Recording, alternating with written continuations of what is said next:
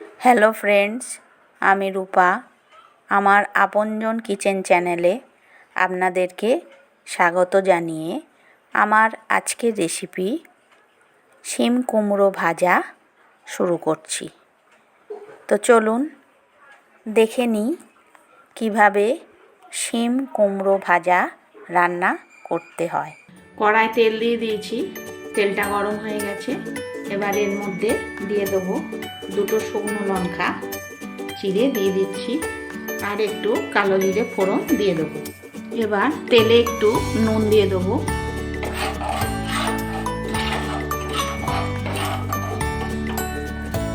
এবার এর ভেতর দিয়ে দেবো শিম কুমড়ো আর কড়াইশুঁটিগুলো সব তেলের মধ্যে ছেড়ে দেবো।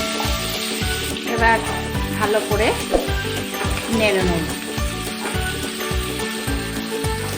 এর ভেতর দিয়ে দেবো হলুদ আর একটু নুন আর অল্প চিনি দিয়ে ভালো করে নেড়ে নিতে হবে। ভালো করে নেড়ে নিয়েছি, এবার এটা ঢাকা দিয়ে দিই সেদ্ধ হওয়ার জন্য। ঢাকনা খুলে ফেলবো। আমার শিম আর কুমড়ো সেদ্ধ হয়ে গেছে, আমি আর ঢাকনা দেবো না। এবার আমি কড়াতেই ভালো করে ভেজে নেব।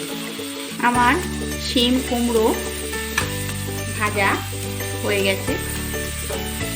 আমার আজকের রেসিপি শিম কুমড়ো ভাজা এখানেই কমপ্লিট।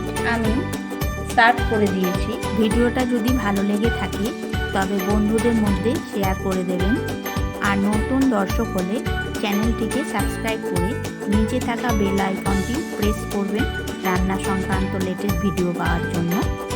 আজকের মতো এখানেই শেষ করলাম। ফিরে আসবো আবার একটা নতুন রেসিপি নিয়ে। ততক্ষণের জন্য good bye and thank you.